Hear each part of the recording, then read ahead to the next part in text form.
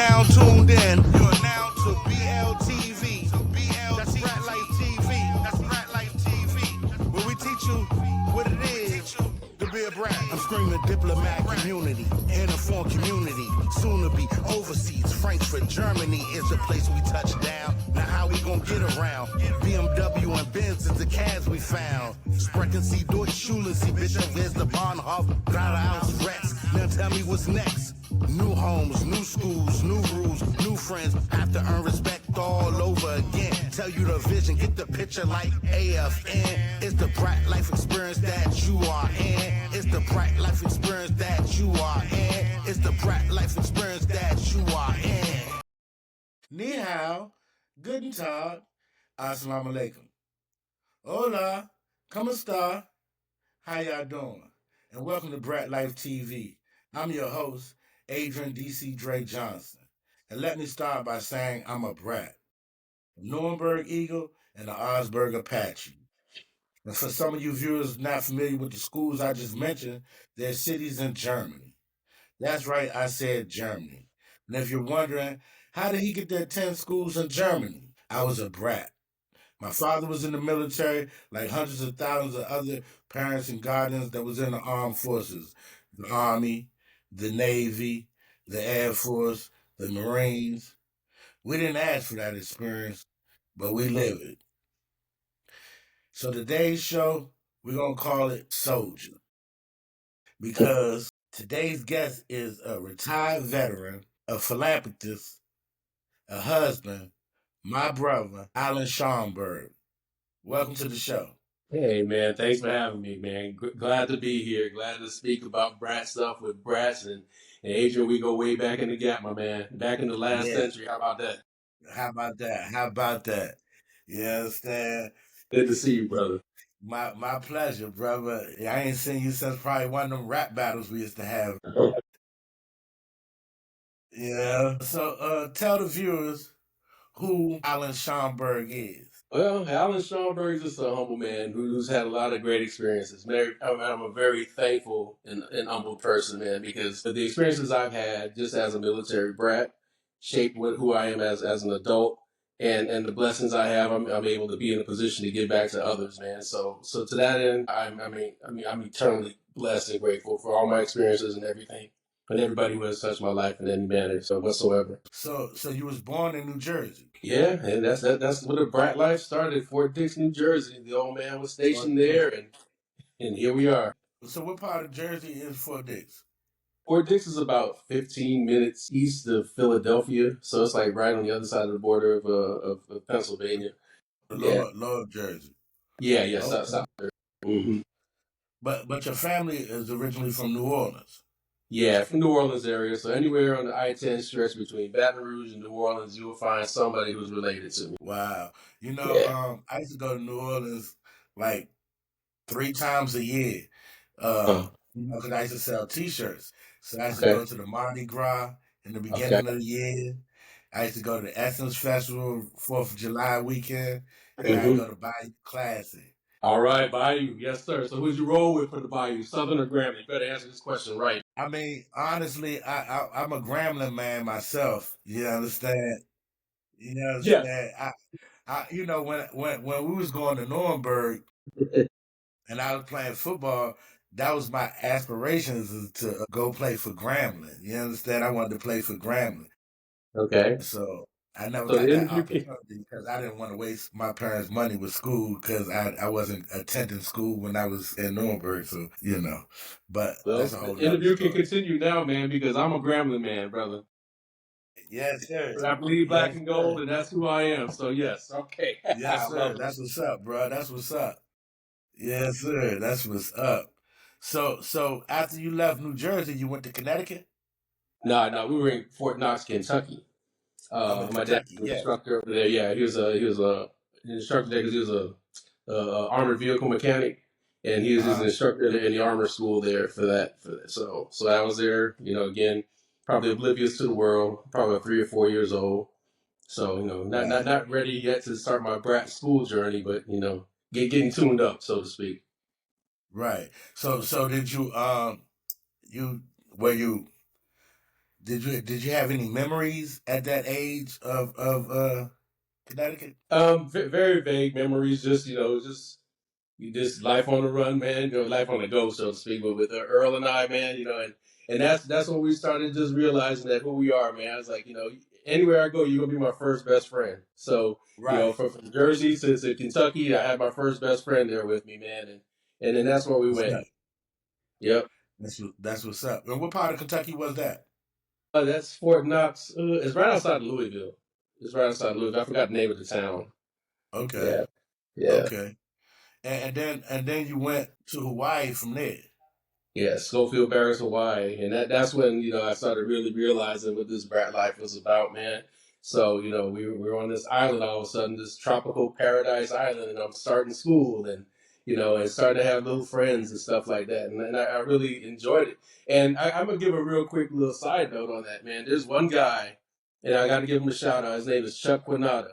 We started elementary school in Hawaii, and we graduated high school together in Italy. Wow. But Yeah, that's life of a brat. That's the life of a brat. You know what I'm saying? We the exactly. nomads. We go from place to place Amen. at a drop of a dime. There it is. So I mean, when you got there, were they giving you? Did they do the Honolulu? I mean, did you get to go to any of the? Did you get the what you call them things they The put legs lays at? and stuff. Yeah, Yeah. the lays and all. Did they give you those as you stepped off the plane, or did I they vaguely teach you remember that. anything? Did they teach you anything in school about the lays? What does the significance of that mean? Yeah, of course they let us know. Number one, aloha means hello and goodbye in Hawaiian. The lays was just a symbol of welcome. It's kind of it's a traditional thing. And one of the words that I learned I always remember is the huma huma nuku nuku apawa'a, which is a native Hawaiian fish. And I remember as a kid, we had to sing a little song and do this. So yeah, that's about all I can give you about Hawaiian Hey, can stuff. you slow that down for the audience right quick? Cause I even missed that. You said a homaluku. Say that again. Nuku Apawa'a. And don't get me to spell it, man, because there's no way in hell I'll be able to spell it. Yeah. So you all left Hawaii and you all moved to North Carolina. Now, I went to Fort Bliss, Texas from there. So we went after my first grade year. And then we went to El Paso, Fort Bliss, El Paso, Texas. And I Okay. was there for my second grade through fifth grade years. So, yeah. So that's when your memories started to kick in. You started to understand the real reality of brat life. Yeah, reality, rat life, base housing, and all that other good stuff that goes along with it, man. Yeah. Yep. So how was it living in Texas coming from Hawaii? Was that a different environment? Yeah, yeah, it was. I mean, it's just, that's one of the beauties of of the just the diversity of what we do, man. And as brats and the lives that we've experienced, man, you go from the tropical paradise of Hawaii to the desert mountainous landscape of El Paso, and of course, I don't really remember New Jersey and Kentucky, but I saw pictures from when I was a kid where it snowed, So yeah, so I'm starting to get a taste of every bit of climate and everything and culture. And Right. I'm enjoying it, and with El Paso being a border town, primarily Spanish, I started learning Spanish pretty well, and especially for the fact that my mother, she's Colombian, so so she kind of threw a little bit out around the household, so that helped me out, but Exactly. fell off. But I mean, was the school? I mean, you both times you was in Dodge schools, or were Well, you yeah, in there public were schools?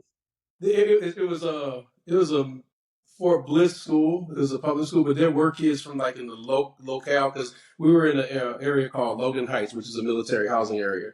But there was some local kids in that area who lived, just right in the town who came to the school too. So it was diverse. So we had a lot of Latino American and Mexican American kids as well. Within the whole mix of us as brats. So again, you started seeing the diversity. Right. But so was it a different pace of the school as far as the children, and were the schools similar? It was similar because again it was a whole diverse thing and I guess if you want to say that on from Hawaii you saw a lot of the local some like especially our teachers the Hawaiians some Japanese, because at that time Hawaii, you got to remember, Hawaii was only a state since 1950 something, and I went to school in 1970. I was there in like 1976, 77.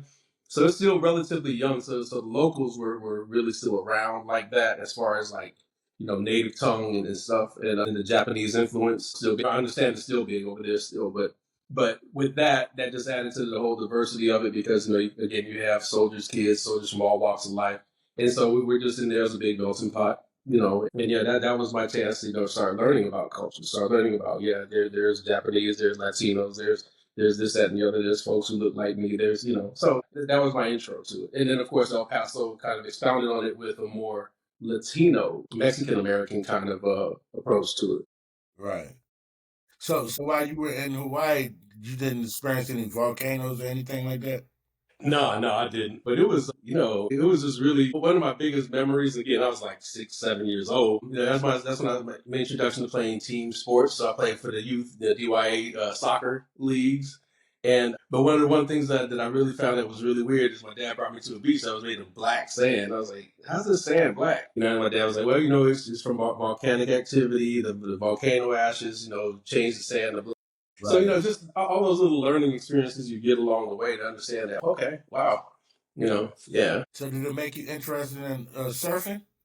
Heck no, brother. See, look, I'm one of those folks who admire the water from afar, and it's just real strange. I'm a water sign, I'm a Pisces and everything, but I like water. I like looking at water, but that's about all you're going to get from me. Okay. All right. So you left El Paso, and that's when you went to North Carolina. Yeah. So I spent my 6th grade year in North Carolina in Fort Bragg. We were in the housing area called Anzio. And I went to Holbrook Elementary School for my 6th grade year, and that was another different culture shock over there, because you're getting older now. Yeah, you're getting older now, and then you're on the East Coast, so East Coast has a whole different flavor from anywhere else. Remember, I'm starting from Hawaii to the desert Southwest, and now we're on the East Coast, and so East Coast was kind of a little quicker pace, man. The kids were a little bit more ahead as far as like Advanced. in their growth, in their maturity. Right. In their maturity. So Not that's not so a much in the maturity and the things that they were doing. correct. There you go. Yeah. Because just because you're doing it don't make you mature enough to do it. You understand? I had to analyze myself after some years, like, yo, you was out here trying to do grown people stuff, but you wasn't grown. You understand?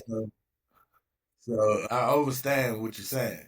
There you go. Yeah, so you played sports when you was so was you on the Army base in North Carolina? Yeah, Fort Bragg. So they had a DYA there as well? They did. And I started. That's where I started playing basketball. Okay. And yeah, so it was just, and I wasn't good. I'll just be honest with you. So I sat down for a good amount of time, man, and that's why I can sit so well now. but again, that's why you can sit so well now. How you exactly practice? Huh? Exactly. But my mom and dad believed in the power of organized sports and athletics, man, to start, getting bonds and understanding that you don't win all the time, that you win and lose, but you do it together. And the whole process of teamwork and everything. So I really thank them for that. They planted that seed in me, man. I've always loved sports, and even to this day. Sports is a good thing. It gives you discipline. It teaches you how to communicate, as well as to work with others, as well as structure. It gives you structure. You know what I'm saying? Sports is definitely a good thing for children. I suggest that you get your child involved in some type of activity, and definitely is good for them to learn the ups and downs of winning and losing. You understand? Because the agony of defeat is real. There you go. There you go. If you're not adjusted to the agony of defeat, this world will eat you up. So yes, sir. So when you left North Carolina, you all moved to Stuttgart, Germany. Yeah, so that's when we got over in Europe, man. From my 6th grade year, we were in Europe. We were embedded. So we went to we were in Stuttgart for my 7th grade. Yeah, no, the first half of my 7th grade year, because we was only there for half a year. Right. Yeah, so That was cool too. So that was my introduction to Germany, and I was like, Was it I a can culture shock? not. I mean, kind of, sort of, but not really. Again, these and you know it, man. Our little military housing areas, man, are like baby Americas. So you kind of have a Right. little safe zone there. But so some of the weird things of having one TV station and one radio station and everybody shopping at the same PX and stuff like Right. that. Right. That's when stuff. I guess you could say there was somewhat of a culture shock, yeah, because that's when stuff kind of got. So let me ask you. So when you was in Hawaii and those other bases, y'all didn't use AFN? You all didn't No, use no, AFN? no, because again, we're in the U.S., man, and you have access to everything, and yeah, AFN, and then as well as I don't know if you're familiar with SEB, which is Southern European Broadcast. That was down, and when I was in school in Italy, that was for Italy, Greece, Turkey. That was their version of AFN, but this is one station as well. What is it called? SEB, Southern European Broadcasting. Oh, okay. I never knew that. I never knew Yeah, that. AFN was my thing. You got AFN radio, you got AFN television. We had that one channel, and one channel. it goes off at 12 o'clock at night There you after go. Star Spangled Banner. So and it ain't like you had a choice of what show you wanted to watch. You ain't You lying. understand? Whatever they put on AFN is what we watched, unless Exactly. you ain't watching it at all. That's it. You know what I'm saying? Did a lot of DVD. No, back then we had VHS and Beta. VH. Yep. Yeah. And then Have they the family coming sending out us with the laser. Then they started coming out with the laser the laser disc. disc. Yep. Yeah. And we always have our family send us the VHS tapes from the world. You remember that? Exactly. You gotta have some VHS tapes from the world, and you gotta have some cassette tapes from the world. You gotta keep up with the latest music. What's popping back in the world? You That understand? part. Yeah, you're right. Sure, you're right, man. You gotta see some videos. Send me some VHS of videos so we can get the dances down and we can Yeah, get the look down. You there you understand? go. You're right, Let man. me get me some shell toes, some suede Pumas, and some Nike sweats and Adidas sweatsuits, and get the break dancing out here. There you go, man. And that was when I got to Stuttgart. That was the beginning of that, man. Because you remember, man. Anytime somebody going to the world, you hand them some money. Hey, man, give me some Nowlanders, man. Hey, man, bring me What? back. Man, what? Bring me back. See, everybody was going for the candy. I wasn't a Yeah, candy freak. I don't care yeah, about that candy because I ain't like now ladies when I was in the world. yeah. Listen, let me get some shoes. True. Let me get Yeah, cassette tape. yeah. You understand? Give me a Kango. Bring me back the latest. You understand? Yeah, that was my mindset. That's it, man. That is it. Yes, indeed, man. So you stayed in Stuttgart for half a year, and Yeah. then you all moved to Italy. Went to Italy, so yeah. So our first time around in Italy was in Camp Darby, Italy, Livorno. I was there for the second half of my seventh grade year through the first half of my eighth grade year. And man, I'll put it like this, man. Before we go any further, that was my favorite time ever. Honestly, man, Italy because More our than base, Nuremberg? brother. Okay, I'm gonna tell you, I got love for both, and I always tell folks I'm green and white twice because my high school in Italy was green and white also. But Okay. the thing about Italy, man, is we were on the coast. Our military base even had its own beach. I mean, Italy was just a vibe, man. But I'll get Yeah, into that a little bit more later. I mean, I know. We used to go to Italy and Spain for senior trips and all that. So Right. I'm familiar, but I can imagine what it's like just to live there.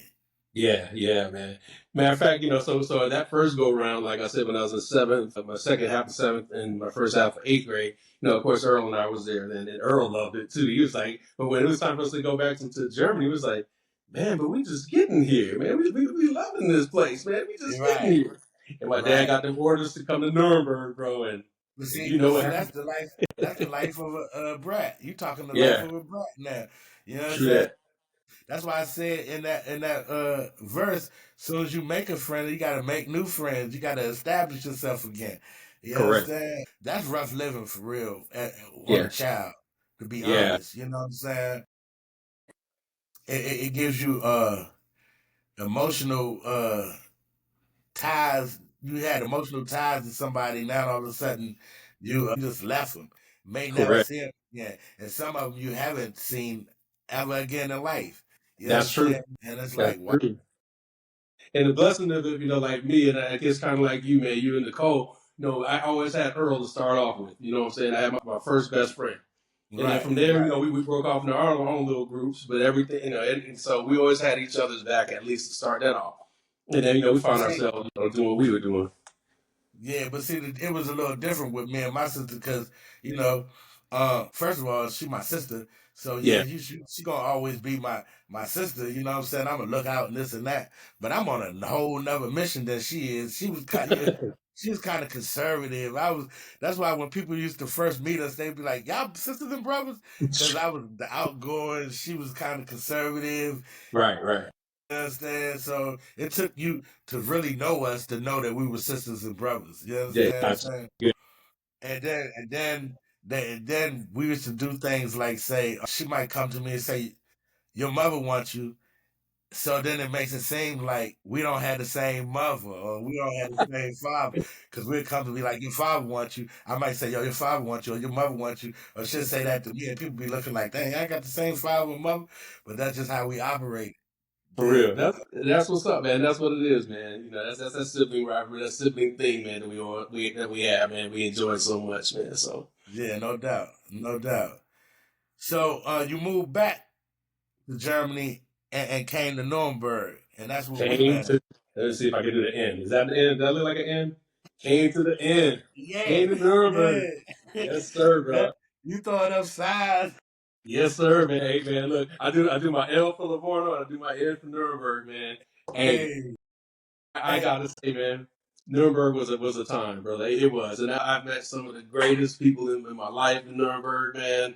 And man, me, John, and Rich, man, have always been tight like thieves. no doubt, I have blessed to have grown through this life with them, man. Our friendship has grown, and we've experienced a lot of things, man. Even beyond Nuremberg, ups and downs, weddings, babies, stuff like that. We're continuing, man, and I love no that. doubt, no doubt. Hey, listen, like I told you off on camera, I admire y'all friendship. You know what I'm saying? Because for one thing, when we was running around there doing us, you all never got in the mix. You know what I'm Mm-hmm. saying? Y'all stay true to yourselves. You know what I'm saying? And I commend that. I used to you all was nice with the mic. I can say that. Back then y'all was nice with the mic. We used to have a competitive cruise in our Right. in our school. You, John, and Rich was the crew. Then you had We Rock. You know Mhm. what I'm saying? We used to battle We Rock all the time. TDF. We used to battle Uh-huh. We Rock all the time. Then TDF used to battle Johnson crew as well with Mark and Uh-huh. Greg. Yeah, but that our school had some talented We rappers. did. We had rappers, we had athletes, man. Nuremberg was it, man. I gotta say, man, we, Man, we we had were it. rappers, athletes, break dancers. Man, yeah, we DJs because Bone was a DJ for you. Yeah, Lazy was a DJ for We Rock, We and then you Rock. had Clint that was DJ with Stevie and Greg. Remember Exactly. Clint? And I That was forgot about Stevie and Greg. Stevie and yeah, Greg was a crew we used to battle as well. yeah, yeah, Yeah. Yeah. yeah, man. Hey, you know what Crazy I'm time. saying? R.I.P. Stevie. You know what I'm Oh man, saying? that's Yeah. But we had some great times in Nuremberg, man. yeah, And I yeah, see you all went back. yeah. Your crew went back to Nuremberg. Tell us about that experience. Well, I mean, we see, we made a habit, especially since like 2013. We see each other at least once a year, and each time we get together, man, of course we would laugh and reminisce and all that other stuff. But we get to that point, like, man, we need to go back. We need to go back. And after a while, I was like, okay, I'm tired of this, brother. We talking about this. Okay, now we're retired. We're retired. You guys, kids out the door. This, that, and the other. Let's go. So I said, I saw my wife and I was looking. We found tickets. It was like, okay guys, we got the tickets. We just take care of that. I'll get everything else booked out. We out of there. So they came here to Houston, and then we flew from here to Frankfurt. And I just wanted to make the whole experience just like kind of how when we were kids, how we jumped on the train to go places. You had to get in a cab to go places, get on the move Right. on to places. So Right. we jumped on the train from Frankfurt Airport to go to Nuremberg, and we had our own little compartment on the train. And Okay. man, we were just it was because we didn't really nobody knew what each other brought. So I had this quiz. It was a 50-question quiz about all kinds of things from Nuremberg, like what was Death Wish's real name? Yeah. How much did You the just gyros brought Death cost? Wish. I forgot about Death Wish. Yeah. So it just had all of these questions, man. And then as we answered them, I graded theirs and seen. I was like, okay, whoever got the highest grade the lowest grade got to buy the first round of beers when we get into Nuremberg. So we did that, man. We was laughing and bugging and just reminiscing off all that. Then secondly, Rich had these shirts made with I don't have the picture, but with a logo saying back to Germany, the base kids. And I'll tell you Yeah, about the base kids story. I seen you all with them on in front of the school.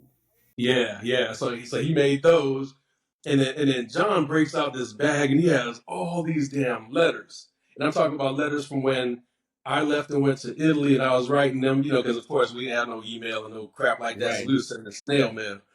So yeah, so we was writing. Yeah, so we was writing each other letters, man, and Rich was writing letters when he moved back to Georgia, and so we just stayed in touch like that. And then even when we were deployed overseas in Iraq, for Desert Storm or whatnot, we were writing each other letters and stuff like that. We got the opportunity, and John had all that shit, and I was like, man, and it was just because when I was reading some of the ones that I wrote, I was like, man, I can remember where I was with this, probably what I was eating, what I was going through, and man, Right. and I promise you, just that 2 hour train ride, man. We laughed, man. We damn near cried, man. We're just thankful for every moment, man, that we had. And then Yeah, no we doubt. finally, yeah, and then we finally got to Nuremberg, man, and that first day, the first night when we got, well, it was the evening, we got there. We just did a city tour, to kind of see all that historic stuff, that we took for granted as kids. Right. That you seen while you was there, but you didn't really absorb the right the Yeah, that's knowledge what we said. of what was around you. Right. So we say, yeah, let's look at this with grown man lenses, man. So it's like, so we spent that whole first day, like the half day doing that. And it was building excitement because the next day I was like, okay, we're going to leave the hotel, we'll get on the U-Bahn, and we're going to Firth, man. We're going to Firth, we doing call, man. We're going to be there damn near all day. We're just going to enjoy it. So we did just that, man, and walked up from way back there past where the PX was. So it's coming in from that direction. Right. I know it. You remember I lived down that end, There you go. and we used to when we used to leave school, that's we used to walk through that way to go get on the train to go Yep. downtown and do our thing. There you go. Exactly. And then that's I all we was know pointing at. It was it, like, it's like Adrian, an L shape. You walk from the subway from the L shape. Boom, you go up, and then you take a right, and then you straight up. Trust me, I remember that joint like the back of my hand. brother, we walking up, we pointed at building. Yeah, Adrian never used to live there, man. Such and such lived right there. Man, you remember when you got Right. caught kissing such and such over there? You remember Yeah. when this, that, yeah? Man, we was just bugging. And then we got up to Richard's place, and then we just took pictures in front of each of our places and stuff. And then, but the housing there is crazy, man, because when we were there, Americans, man, it was the hood, right? Let's just call it Right. what it Right. is. But then Germans took it Definitely back. the hood. That's But why when it's you great. said Firth, it brought back so many memories. I was like, yo, Firth was definitely the hood. That's it. Calm, Yeah. calm housing area, man. Yes, But yeah, sir. everything's green now, man. The Germans got it back. It's all green, but the buildings, Really? yeah, the school it's just been reconverted to a German middle school. But we was walking the streets, bro. It was Wow. dead And silent. not to cut you off, but that's remarkable that they changed that to a middle school when we was like a faith school Yeah, when we was over there. yeah, So for them, that's a huge middle school then. yeah. It is, it is. And the building, all the buildings still exists. Even though the old gym is still there, the new gym. But they've done a little bit of renovations on all of that stuff. But everything's still in place. I mean, we walk by, it's like, okay, yep, here's the entrance that we used to walk into on the side where the side road is in the middle school side of Right, Nuremberg, right, 7th grade wing. uh-huh. Yeah, Over there by where the cafeteria at. that's what a multi-purpose room is. But Right. we came in through the middle Oh, you wing. talking about you came in through the walkway where the gym and stuff is? No, where No, the it middle was. school was on the opposite side, closer to the DYA. So remember where Woodshop was? Right. Yeah, yeah. And we used to go. We used to walk in through that entrance. Oh, Yeah, okay. yeah. So, but yeah, man. So we was just, I mean, we was all over. And but the thing is, the housing area was just dead quiet, man. We was like, what the frick is going on, man? We was just scared for a second. It's like, okay, three black men walking in Germany at 9 o'clock Right. in the morning, and it's bone quiet, right? Right. Police are bound to show up. It's for real though. So we walk on. We went on Nuremberg. You know, it was on the school campus, and we was just looking around, and all of a sudden, man, this damn alarm goes off, and we Wow. like, okay, what the hell's going on? Nothing happened. I was like, okay, yeah, and just like you said, for sure the police are about to show up, but it Right. wasn't nothing more than the fact that they were doing some construction on one of the buildings, and I guess they had set off an alarm. And so we went around, we was taking pictures in the front, and this German kid comes walking his dog, and he says, you know, in English, better English than yours or mine, man. He says, did you guys go to school here? And we was like, yeah. He Wow. said, oh, okay. He said, Americans come here all the time and take pictures. And he said, you want me to take your pictures for you? I said, shit, sure. So, you know, he was taking our pictures, and he was, you know, really cool about it. And then we went back into the housing area and walked around. And we got to the Bones building. The Germans that lived there, they were standing out because a lot of the apartments now got balconies, and they were standing on the balcony. Yeah, Oh, and they were just like, you know, hey, yeah, you know, but in English, you know, English broken German. You know, yeah, we miss when the Americans were here. You know, yeah, you know, you guys, you know, we always had a good time and fun time with the Americans. Are you enjoying yourselves? It's just really, really courteous and right. helpful, man. Hospital. They're giving you hospitality. Yeah. Yeah, yeah. So was the so you all live by that new basketball court, not the old one that we first had, but the new one. Was that basketball court still there? No, I don't know. I forgot what they did with that area, but the area is still kind of cleared out. I think it's just like a regular playground now. But yeah, the courts aren't there though. Yeah, Okay. yeah, Okay. And they got rid of the shop at and the movie theater as well, right? yeah. All that is like reconverted to some kind of German. There's a German like grocery store there. I think a gas station. I think it was a gas station there too. Yeah. So, but yeah, it's all German, man. Even when you're walking down from Strasse in the main street, you look across the street where Darby was. All that's like a new bohemian area now, man. Like shops and apartments and stuff. Word. Yeah, So did you go down by the PX where the PX was? yeah. And all of that is just the various German stores and stuff. No, because I was gonna ask you about I know you probably never went. Cause like I said, you all stayed in y'all lane, but the Golden Gate, was the Golden Gate Club still down there on right? Because it used to be right across from the PX.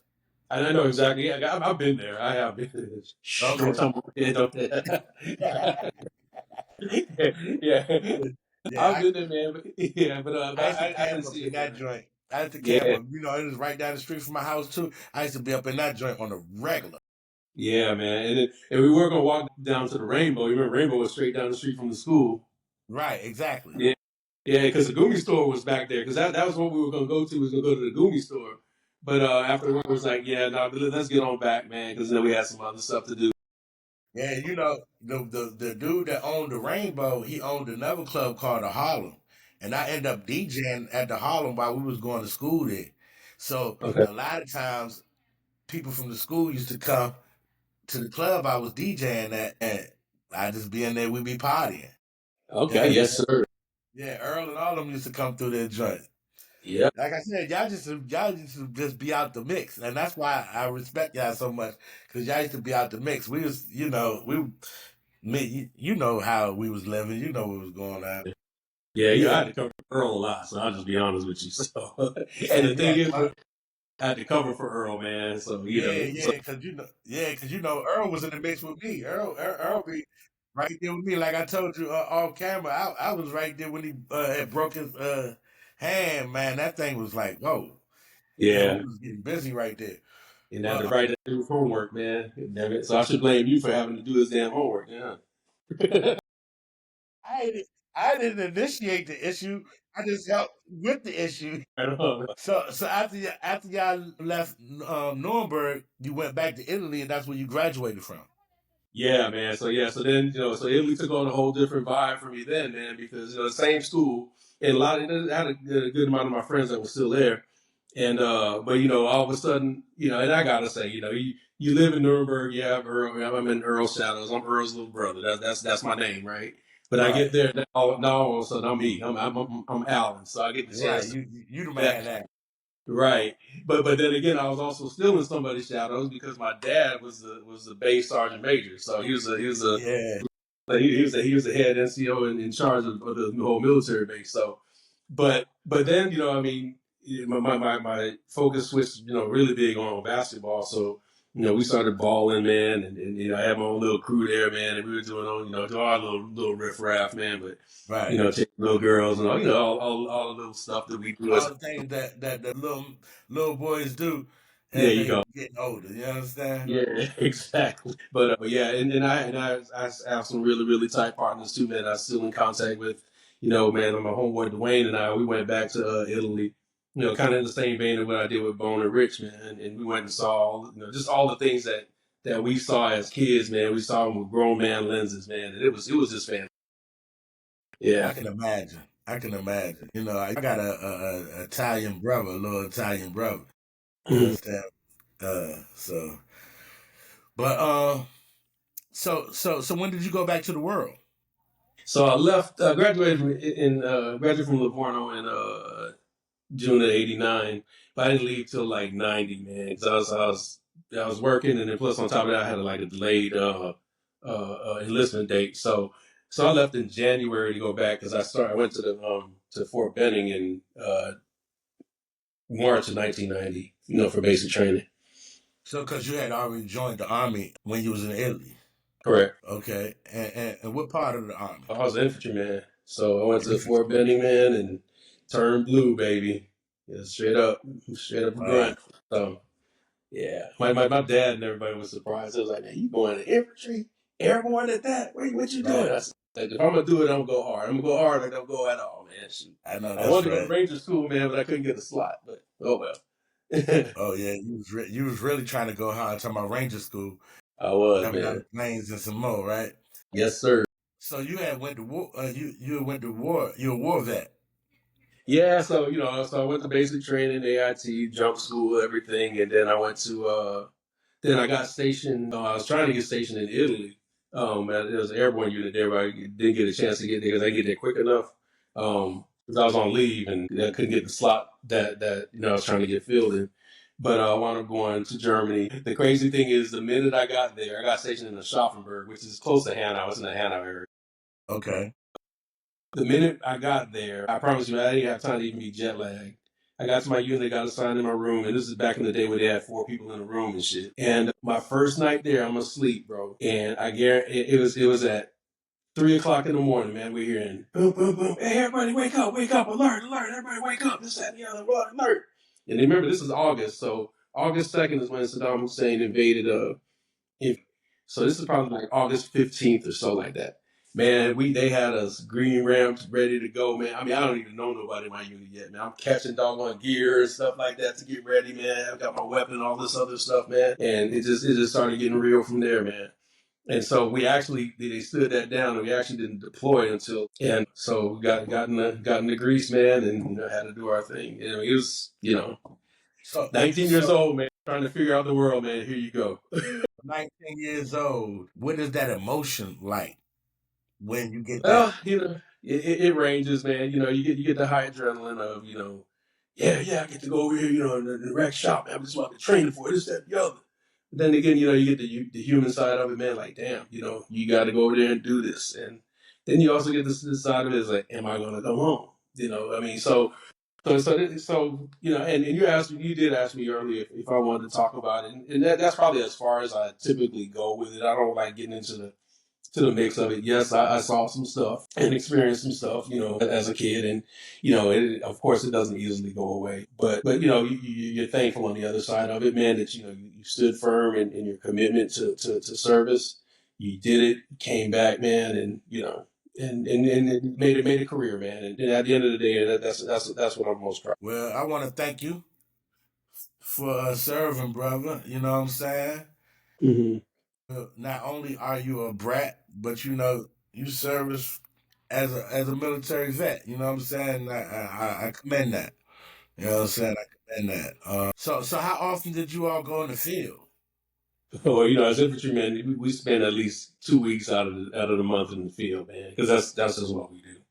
We either doing navigation or doing tactics and stuff like that. So yeah, the field just wound up being my best friend. I mean, I didn't really start appreciating. Well, actually, let me say it right. You never get a chance to really appreciate a bed because you get in the bed for 2 weeks, and next thing you know, you gotta go back out to the sticks. So Right. but yeah, man. But that was the life I chose, man. That's what and I enjoy it. At the end of the day, just like anything else, as we had talked about sports and teamwork earlier, even deploying and all that stuff, you just notice your battle buddies got your back, man. Your platoon, all these guys you serve with, man, they got your back. You got to have theirs, man. And you team up like that, have a good strong team and good strong bond, man. There's nothing to be worried about. So enlighten the viewers on the rations and how you all eat in the field. 'Cause as brats, I know we know if your father was in the field artillery or infantry or any of that, and they would had to go to the field, they used to come home with rations. You Yeah, know what there I'm you go. saying? If you was anything like me, I want to see what my father eating. So let There me you go. bust this package open and see what he got in store. That chocolate bar was okay. And Yeah, then I used to like I know you probably got some now, the little can openers that they got, the little can openers. yeah, You just twist yeah, your, yeah. The twist can openers, the yeah, that keys. you can put on your keychain. Yeah. Right. So those are sea rations, man. Yeah, that's what our pops is ate out of, man. The sea rations. Now we got the MREs, man. But Oh, yeah. but It's different. because we were raised on sea rations, MREs were easier to handle because MREs actually taste a little bit better. Really. Yeah, in my opinion. But yeah, it's you get your dehydrated stuff, add water to it, and you get your little heat tab that you put the water in it. So then the water starts boiling, and it'll heat your stuff up like in no time. And there you go. You just develop a taste, man. So how y'all boiling water out? Did y'all striking fires? Y'all, I mean, Well, so there's options, but within the packet of the MRE, there's a chemical reactant packet. It's in plastic, but it's like this little chemical reactant package. All you gotta do is add water to it, and that shit turns hot as hell. And you slip yeah. your meal is already prepackaged, so you slip it into that plastic and just leave it alone for like about 5 or so minutes, man. And after that, you pull it out, unzip it, open it, man. So it's hot, ready to Oh, go. that's some new age. That's some new Yeah, age yeah, rations right man. there. Yeah, So yeah, dude. I was wondering if you could buy those type rations as a civilian. They have similar things, man. So like if you go to like REI or maybe one of them camping places, what's that? Camping World or one of them places. Yeah, you could probably find stuff like that people camp. Yeah, they keep for camping. And folks, a lot of folks, especially down here too. I gotta say because we have a high prominence of hurricanes that because we're kind of in hurricane alley. Let's call it being on the You got to Gulf. keep your So survival kit. yeah, so they have to have stuff like that. So yeah. Right. That's why I was inquiring for the viewers that might be up on getting the survival kit. Now is a good time to get a Mhm. survival kit and start getting yourself prepared for Yeah. anything that might happen. So how long did you serve? 28 years, man. So, and I kind of diversified my career because toward the end, appreciate it.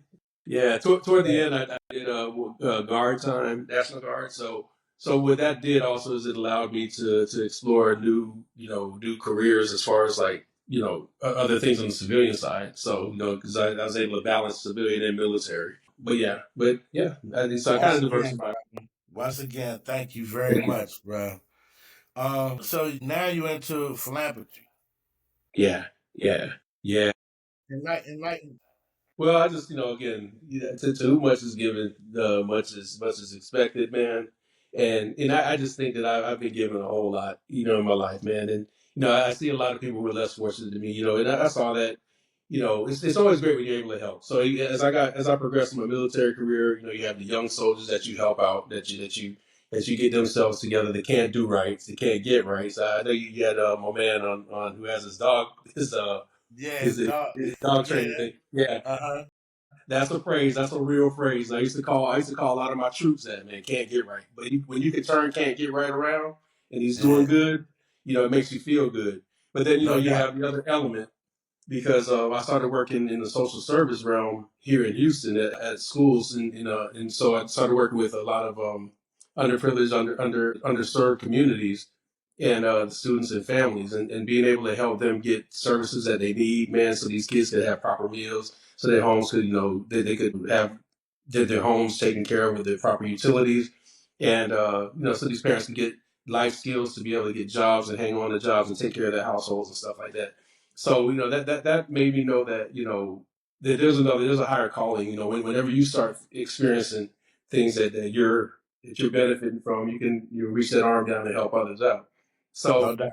as I moved on from that, now I'm working at the VA now. I'm a implant coordinator with the VA, so kind of looking after my fellow brothers and sisters who have served in uniform. But my wife and I also look out for a lot of students and stuff that are at our alma mater, Grambling State University. There's kids who need help, first generation students who need help. There's kids here across the street at Texas Southern University that we reach out for. We do things through our church as well. So being able to give back, I think that's the greatest gift, man. So that's Right. where I So so right. And coming from or as a can't get writer that motivated myself to get right. You know what I'm saying? I'll be looking to do things like that with the youth as well because they definitely need guidance. they do. There's a lot going on out here right now, and what better person to give them guidance than someone that has been in that predicament that they plan on going in. You Sure thing. understand? That can give them light. But the problem with a lot of the youth today is they know everything. You Yeah. understand? The minute you go to try to explain to them or enlighten them to a path or to guide them in a certain way, they start talking, I'm hip. Oh, I understand. And maybe that's where I got to build my patience because once they give me that, oh, I'm hip, or I understand, or give me them Google, then my conversation is limited with them at that time because I'm not going to go back and forth with nobody, child. But, Yeah. yeah, so. Yeah. So a lot of times with them, man, you gotta wait for them to get their own aha moment because sometimes what you say, they know it. It's still in here. Like you tell them all day long, man, the oven is hot. Don't put your hand on there. They heard you, but then the Mhm. clown is gonna do this. You're gonna say, "Let me see for myself." Right. You know what? Adrian told me not to put my hand on the oven. It's hot. See, yeah, fool. Now you need to start listening more to me because I've been your age before. I've walked the path that you've walked before. I know where this path is gonna go. You need to listen to me, man. I want you to be bigger and better than me. And then here's the recipe for Exactly. you to do it. Yeah. You see, it's so crazy. Me and one of my sons was having a conversation the other day, and I was like, I've been told you that. And he said, sometimes we be trying to learn on our own, and we wasn't ready for it right then. But I'm ready now. You know what I'm saying? So that was the conversation that we had, and There you go. it makes sense. You know what I'm saying? Sure thing. Because I know when I was that age, my father and them was telling me stuff, and all it did is help me change the direction that I was going. But I still was going to do what I was going to do anyway. But I'm just like, if he can figure it out, then the police could obviously figure it out. So let me try to change my narrative or whatever. Yeah. But I'm still going to do me. You understand? So, but listen, Yes, sir. what is the most important lesson you learned um, in your lifetime? There was an old man when I was working in the schools. I was working at an elementary school, and he was what we call a foster grandfather. He didn't have any grandkids at the school, but he used to come be a crossing guard. He'd volunteer time with the kids. And one day he pulled me off to the side and said, "I'm gonna tell you something. I'm gonna give you a phrase that I need you to work with." He says, "You can't lead where you don't go, and you can't teach what you don't know." Mm, And I'm like, man, that's really profound, and you're right. I can't tell somebody how to be a doctor if I don't know how to be a doctor. I can't lead you somewhere that I'm not going to go myself. If I can go mm, somewhere myself and I'm going to lead you, then just like you and I were talking about, no, I can lead you because I've been in that life before. I've been 15 before, right. and I can teach you because I know, and I can't teach you what I don't know. I can teach you what I do know. So yeah, that phrase right there, I live with, man. You can't lead where you don't go. And you can't teach what you don't know. That's good. That's her. I'm about to use that periodically. Yes, sir. So who was the three most influential people in your life and how did they impact you? Well, I'll keep it within family, man. I mean, there's been so many. I mean, of course, I've had a lot of great squad leaders in the military. I've had, great, just mentors even through school and everything. But I got to keep it at home, man. My mother, my father, my brother, and I'll start with my mother. My mother taught me the human aspect, man. My mother taught me kindness, man, and lovingness, man. She's probably the most kindness and loving person in the world. And when people tell me that I got a lot of her in me, I swear I just hold my head even higher, man. My father, he was the gruff side. He's the one who used the no nonsense, but he also had a care. He taught tough love. It's like, yeah, I'm gonna love you, man, but doggone, you got to get yourself right. And man, I'm gonna give you brass tacks with you, especially as a young man. Because Right. being a young man and being a young black man is not easy. So yeah, I love that. And then my brother, honestly, Earl. There's a lot of behind the scenes things that you guys didn't see, and just like how you saying that, I stayed out of mess. Sometimes I tried to get in mess, but I couldn't because of Earl. And in the moment I was like, man, he getting in my way, this, that, and the other. Earl was saving me from myself and a lot of shit, man. And I gotta say, man, and I really appreciate the example that he gave me, and what he's been doing and everything, and how he's built his life, and and how he's helped me build my life. But again, I start with those, but there's so many others, man, who have impacted me. I have a fantastic father-in-law, man, who's my guy now, man. And he and I we could talk about everything, life, everything, man. And so he's my guiding path right now. So Well, yeah. that's good that you have a good foundation. If you could tell your 18-year-old self some advice, what would you say? Man, always bet on yourself, man. Always bet on yourself. Don't let anybody talk you out of what you want to do. Don't let anybody make you feel that you're less than. You know who you are. You know what your capabilities are, and just bet on yourself. Invest in yourself and do it. Period. And last question: what does it mean to you to be a brat? Man, to be a brat, I think it's a very great thing, man. Just being one of those unique people, man, who've lived here. Because again, we look at our contemporaries who lived their whole lives in one town, went to the same school, this, that, and the other. Take for granted for the fact that when they see each other. I mean, whenever I see a brat, somebody who went to Nuremberg or Livorno, that's an instant family reunion, man. I mean, instantly because we've been through some stuff and we've seen a lot of things, and being exposed to various cultures, various places. That first of all, that's giving me a whole lot of love for travel. My wife and I travel internationally twice a year easily, man. And we want to see all of these things, experience these cultures and stuff. And for me, it all started as being a brat. And knowing that I have friends all over this world, all walks of Absolutely. life, all I be races, telling people that colors. Yeah. all the time. Yeah. Like So, it's not a state that I don't know nobody at. right. You understand what I'm saying? Like real talk. Yeah. Like it's just that serious. If 52 states in the United States. 50 plus the four territories. Yeah. Yeah, so what you got? 56. I know somebody in every one of those locations. So Hmm. that's bright light for you. That's it. Well, this is the part of the show where we take time to give those that passed before us, some brats that I miss, and I'm sure some brats that you miss. We was talking about a few different ones off air. This is a time where we honor them with a moment of silence. So we're gonna take this time to give them a moment of silence. Salute. Salute, my man. And I want to take this time for thanking our guest, Alan Schonberg, a soldier, a vet, a philanthropist. Hey, listen, if anybody wanted to get you to come talk to the youth or something, why don't you give them your social medias or something that they can reach you at? Yeah, I'm not big on social media, but I do have a Facebook page. So it's plain and simple, Alan Schomburg, and that's my page. So you hit me up there, man. Or if I see you at one of these BRAT conventions, I know the Nuremberg one is coming up. Well, first of all, you got the all area one in San Antonio in June. Please do your best to come out there. All brats watching this, man, because it's great. It's a lot of us who have the same experience coming together, man. I think it's a beautiful thing. So Right come to on. that. That's June 19th to June 22nd in San Antonio, Texas. Go on the All Area webpage, all Brats area. How's it? BRAT.area.com. Brats All Area page and register now. All right. Well, once again, thank you for coming out. Also, thank the viewers for tuning in. BRAT, tune in again. Same BRAT channel, same BRAT time. Peace. Peace. Thanks, brother. Thank you.